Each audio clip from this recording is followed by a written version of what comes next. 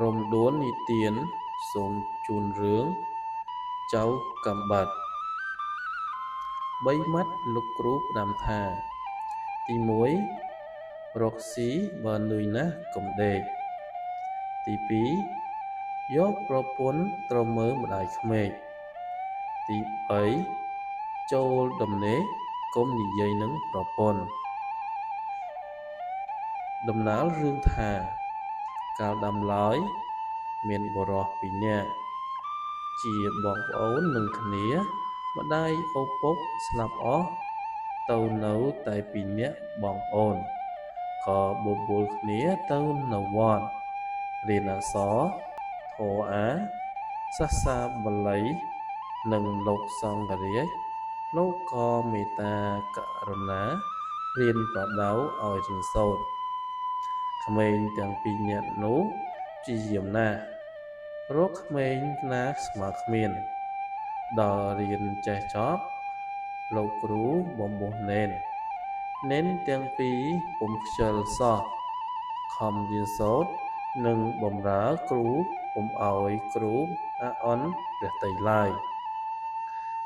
ទាំងពីរបបួសបាន5វស្សា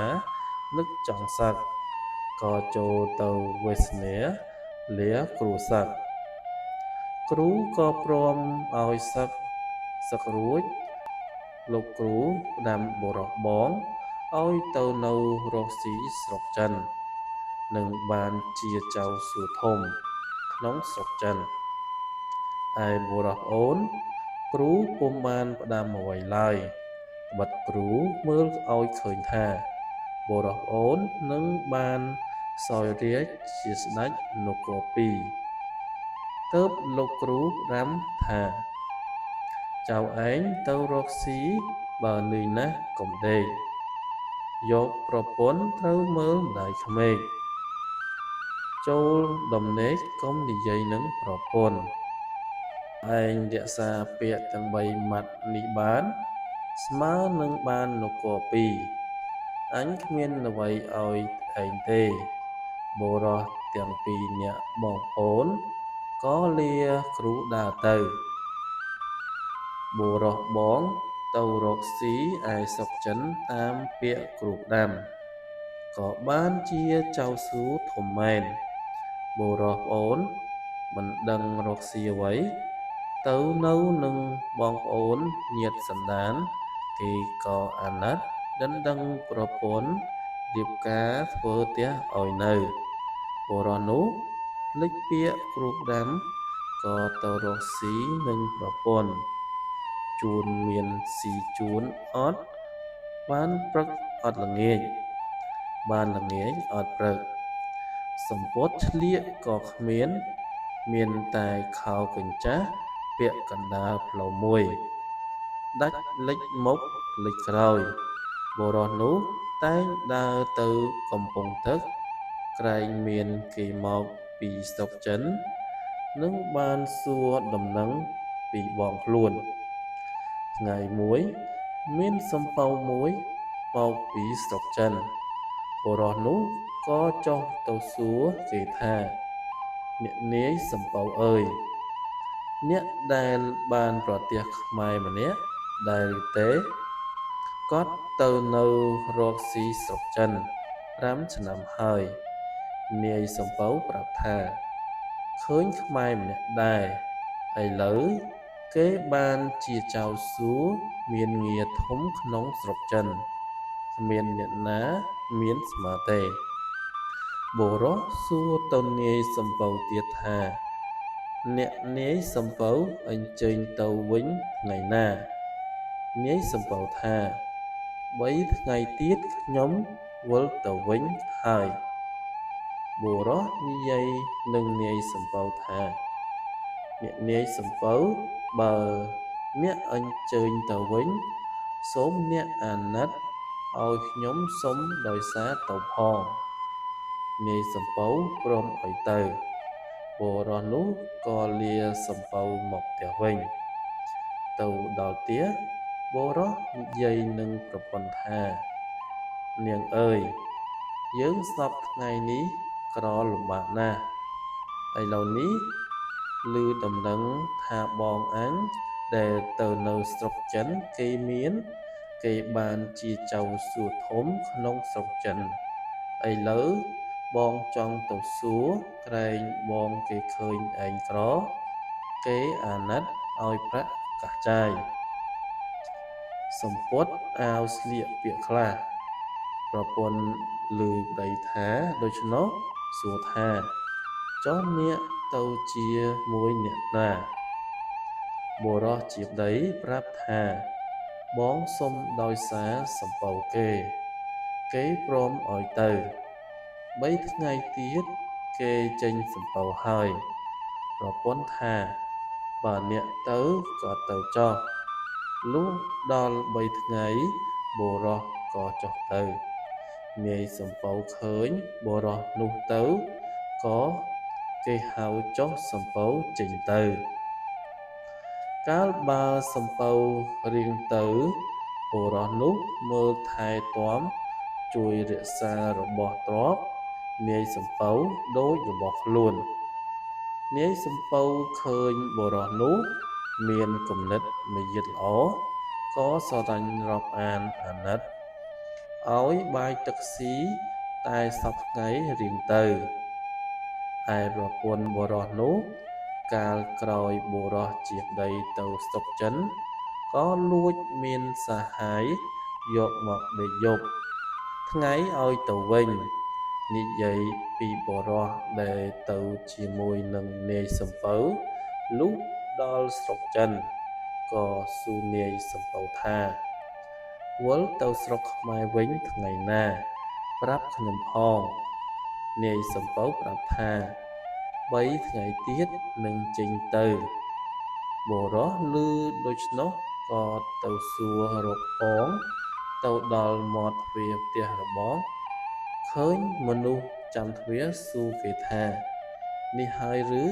ផ្ទះលោកចៅសួខ្មែរអ្នកចាំទ្វារប្រាប់ថានេះហើយផ្ទះលោកចៅសួអ្នកចាំទ្វារសួរបុរសវិញថាអ្នកឯងមកពីណាមកសួររកផ្ទះចៅសួបុរសប្រាប់ថាខ្ញុំមកពីស្រុកខ្មែរលោកចៅសួនេះជាបងបង្កើតខ្ញុំមនុស្សចាំទ្វារមើលទៅបុរសនោះរូបអាក្រក់ស្លៀកខោពាក់កណ្ដាលផ្លូវសំពត់គ្មានដណ្ដប់លិចមុខលិចក្រោយមិនសមប្អូនលោកចៅសួខ្លួនឯចាំទ្វារមិនស្ងៀមទៅប្រាប់លោកចៅសួមិននៅទៅកោះស្ដេចក៏ជម្រាបប្រពន្ធថាអ្នកចៅវាយស្រីមានមនុស្សម្នាក់មកពីស្រុកខ្មែររូបអាក្រក់ស្លៀកខោពាក់កណ្ដាលផ្លូវគុនទៅខោដាច់លិចមុខលិចក្រោយហើយប្រាប់ខ្ញុំថាត្រូវជាបងប្អូនលោកចៅវាយប្រុសបង្កើតឥឡូវខ្ញុំបានឲ្យចាំនៅមាត់ទ្វារនាងជាប្រពន្ធចៅសួនោះនឹកខឹងថាអាមនុស្សកំសត់ទុកគិតនេះមកពីណាក៏ហ៊ានមកបងកាច់គេឈ្មោះប្តីអញជាបងវាបង្កើតក៏ប្រើមនុស្សឲ្យទៅចាប់បុរសនោះដាក់ច្រវាក់ទុកនៅរោងសេះថាចាំប្តីមកនឹងឲ្យយកទៅសម្លាប់បុរសនោះលុះគេយកទៅដាក់ច្រវាក់ក៏នឹកថាអោអញអើយសង្វាតមកពីស្រុកខ្មែរដល់ស្រុកចិនព្រោះតែបងឥឡូវគេពុំគិតអាណិតឈាមដែលកើតមកពោះជាមួយគ្នាសោះគេឆ្អើងគេហ៊ានចាប់ឯងមកដាក់ច្រវាក់និងសម្លាប់ផងអោអញអើយបើនៅស្រុកខ្មែរវិញរកស៊ីតាមខ្លួនក្រគ្មាននរណាហ៊ានធ្វើបានទេបុរសនោះពុំដឹងជាបងទៅគាល់ស្ដេចលុះចៅសួជាបងវិលមកដល់ផ្ទះវិញប្រពន្ធប្រាប់ថា មានបុរសកំសត់ម្នាក់មកពីស្រុកខ្មែរនិយាយថាលោកជាបងបង្កើតតែខ្លួននោះអាក្រក់ស្លៀកខោពាក់កណ្ដាលផ្លូវ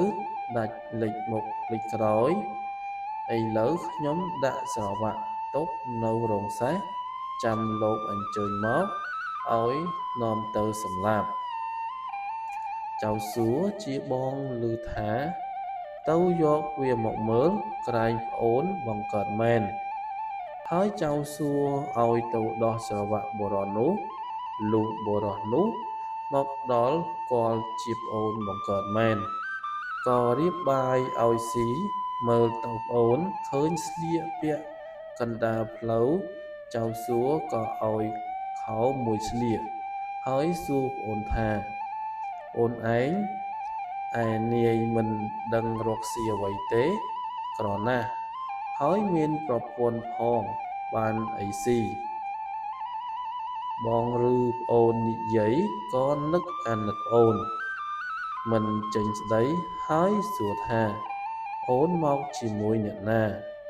បុរសប្អូនជំរាបថាខ្ញុំមិនដឹងនាយសំពៅគេឲ្យមកដោយសារចៅសួរបងថា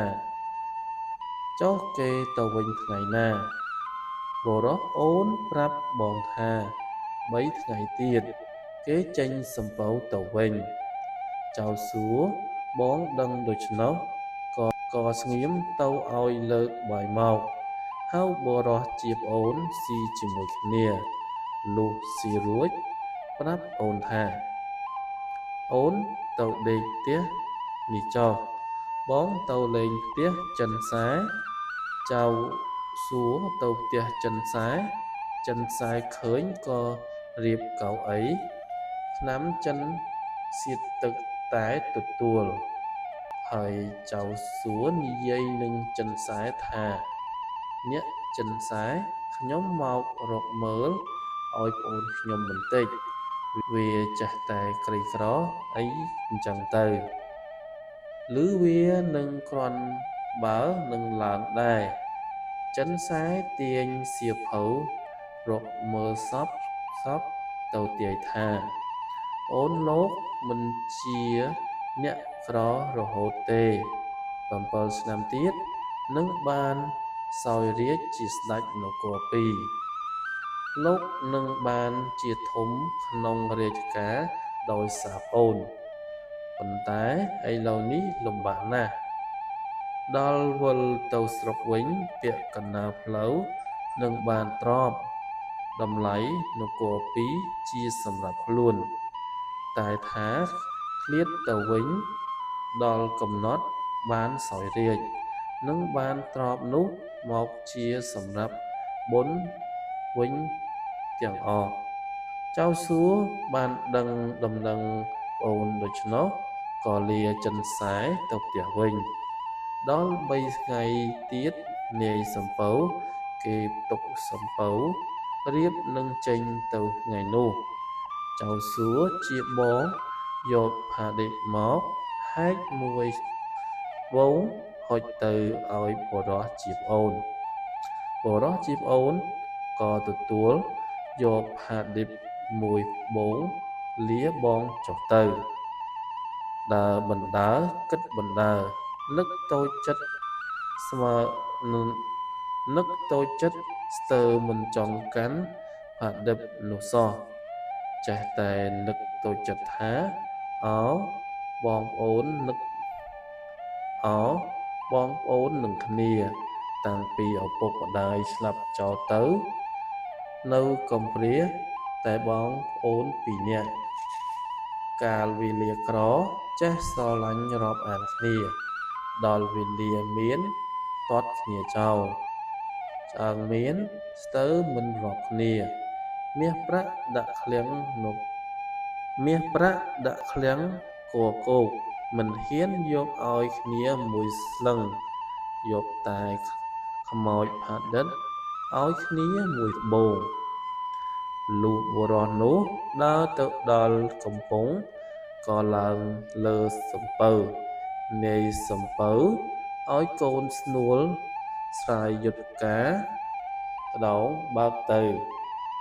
ហើយនាយសំពៅសួរបុរសនោះថាប្អូនទៅឯលោកចៅសួរតើលោកឲ្យអ្វីខ្លះបុរសប្រាប់នាយសំពៅថាគ្មានឲ្យអ្វីទេឲ្យតែផាឌិបមួយត្បូងនិងខោមួយនាយសំពៅបានដឹងហើយក៏នៅស្ងៀមលុះបើកសំពៅទៅដល់ពាក់កណ្ដាលផ្លូវជប់ងងឹតនឹងទៅពុំរួចក៏ឲ្យបោះយុទ្ធការដេកហេតុតែបុណ្យដល់បុរសក៏នឹងឃើញពាក្យដែលគ្រូផ្ដាំថានឿយណាស់កុំដេកឥឡូវអស់អ្នកសំពៅនេះដេកអស់ដូច្នេះអញកុំឲ្យដេកក៏អង្គុយនៅក្បែរដងកោងពុំហ៊ានដេកលុះដល់អាធ្រាត្រមានយក្សមួយហោះមកឃើញសំពៅវាចុះមកពងនឹងស៊ីមនុស្សហើយវាស្ងោកមើលទៅក្នុងសំពៅលាក់ពុកមាត់ទៅលើមនុស្សនោះក៏ស្ទុះទៅច្របាច់ចាប់ជាប់ហើយស្រែកថាឯងស្លាប់នឹងដៃអញឥឡូវនេះហើយយក្សឮបុរសថាដូច្នោះផិតភ័យណាស់តែស្ទុះទៅមិនរួចបិទបុរសនោះចាប់ពុកមាត់ជាប់យក្សភ័យក្រែងស្លាប់ក៏និយាយនឹងបុរសនោះថាអ្នកបុរសអើយបើអ្នកអាណិតដោះលែងខ្ញុំនឹងតបគុណអ្នកជាខ្សែចងដៃដំបងវាយឯងឆ្នាំងឆ្អិនឯងខ្សែនឹងដំបងនេះបើមានបច្ចាមិត្តពីណាមកប្រមាថឲ្យតែខ្សែទៅចងដំបងទៅវាយបច្ចាមិត្តនោះនឹងស្លាប់វិនាសអន្តរាយទាំងអស់ឯឆ្នាំងនេះបើឃ្លានអាហារចំណីហើយនឹងចង់បរិភោគអាហារចំណីអ្វីប្រាប់ឆ្នាំងថាឆ្អិនឡើងអញស៊ីក៏ឆ្អិនឯងនិទានរឿងចៅកាំបិតក៏សូមចប់តែប៉ុណ្ណេះឯងហោងរាល់ពាក្យពេចន៍បើមានការខុសឆ្គងសូមខន្តីអភ័យទោសសូមជួយចុច Subscribe ដើម្បីទទួលបានការនិទានរឿងថ្មីៗអរគុណសូមជម្រាបលា